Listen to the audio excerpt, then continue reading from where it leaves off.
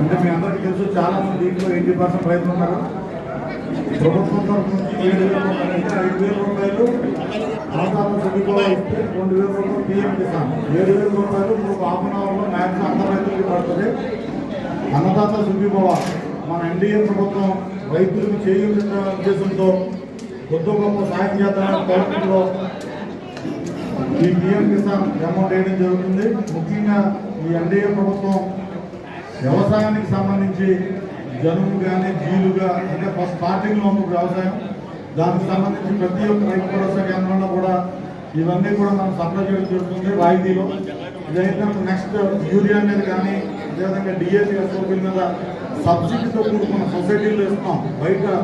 బయట షాపులను అవాయిడ్ చేసి సొసైటీ ద్వారా డీసీఎంఎస్ ద్వారా రైతుకు మేలు చేద్దామనే ఉద్దేశంతో మన ఎన్డీఏ ప్రభుత్వం ఎంత సబ్సిడీతో మనకి అవాయిడ్ మనం సప్లై చేస్తాం అనుకోవచ్చు. ఎందుకంటే యూరియా బస్తా ఈరోజు 200 చూపిస్తుంది, 260 రూపాయలు ఇస్తాం. అంటే ఇంచుమించు సబ్సిడీ కూడా ప్రభుత్వం తరఫు నుంచి ఇంచుమించు 260 రూపాయల 2,000 రూపాయలు. అంటే బయట మనం సబ్సిడీ లేకుండా కొనుక్కోవాలంటే 2,200 రూపాయలతో కొనుక్కోవాలి బస్తా.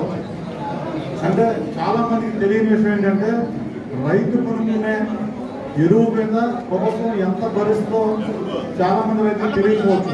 ఎందుకంటే మనం సొసైటీలు కొనుక్కుంటాం, ఆర్బీకేలు కొనుక్కుంటాం. ఆ విధంగా ఏంటంటే ప్రభుత్వం రైతే రాజు అనే నినాదంతో మన ఎన్డీఏ కూడా ముందుకెళ్తుంది. చక్కగా ప్రభుత్వం ఇచ్చే రాయితీలన్నీ సద్వినియోగం చేసుకుని ఇంకా గిట్టుబాటు ధర కూడా మన చక్కగా గిట్టుబాటు ధర జరుగుతుంది. అదేవిధంగా రైతు భరోసా కేంద్రాల ద్వారా ధాన్యం కొనుగోలు కేంద్రాలు ఏర్పాటు చేసి చక్కగా కూడా మొన్న చెప్పుకుంటూ పోతే అనేక రాయితీలు ఇస్తారు. ఈ ప్రభుత్వం ఇచ్చే కార్యక్రమాన్ని సద్వినియోగం చేస్తారో తెలియజేసుకుని అందిస్తున్నాం. టౌన్ మాజీ అధ్యక్షులు మన ఏలూరు జిల్లా ఉపాధ్యక్షులు అయినటువంటి రావు కృష్ణ గారి నుంచి 2 నిమిషాలు మాట్లాడాల్సిందిగా. నమస్కారం అండి. మరి ఈవేళ అన్నదాత సుఖీభావ కార్యక్రమం మరి చాలా భారీగా కూడా ఈ కార్యక్రమంలో అందరూ ఆదరణ చాలా ఆనందంగా ఉంది. మరి మనకి ఇందాక ఈ వ్యవసాయ కమిటీ వాళ్ళు చెప్తూ 24 కోట్ల శాంక్షన్ అయిందని చెప్పి మనకి, అలాగే జగన్ ప్రత్యేకంగా 5 కోట్ల దాకా శాంక్షన్ అయిందన్నారు. మరి ట్రాక్టర్లు అలాగే దానికి కావాల్సిన వ్యవసాయానికి కావాల్సిన పనిముట్లు అన్నీ కూడా మనకి శాంక్షన్ అవుతూ మరి దానికి సంబంధించి చాలామంది పేర్లు కట్టించారు. మరి అది చాలామంది తెలియదు, కొంతమంది తెలియదు. ఎందుకంటే అది పబ్లిక్లో రాలేదు. మరి కొంతమంది తెలుసు, మరి ఇక్కడ ఉన్న వాళ్ళు అందరికీ తెలుసో తెలీదో ట్రాక్టర్లోనూ పనిముట్లు కూడా మనకి శాంక్షన్ అయింది. అవి ఎంతో ఇక్కడ ఉన్న వాళ్ళు కొంతమందికి తెలుసు, కొంతమందికి తెలియదు.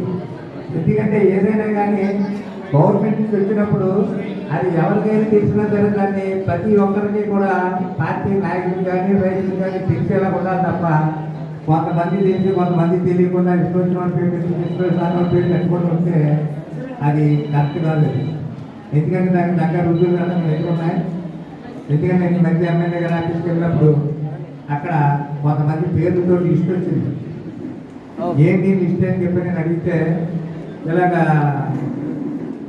ట్రాక్టర్ సంబంధించినవి ఉన్నాయి కదా, కల్టివేటర్లో ఇవి మరి అన్నీ వచ్చినాయి అని చెప్పాను. మరి ఆ లిస్ట్ అంతా కూడా నాకు తెలియదు. మరి ఎవరెవరో చెప్పారని చెప్పారంటే ఆల్రెడీ దాంట్లో పేరు ప్రాసెసే ఉన్నాయి. మరి ఇక్కడ ఉన్నవాళ్ళు చాలామంది తెలియదన్న సంగతి కూడా నాకు తెలుసు.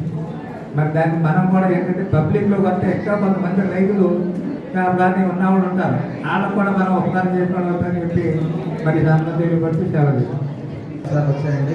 మొత్తం పనిముట్లకు అందరికి సంబంధించి 356 అప్లికేషన్స్ వచ్చాయి.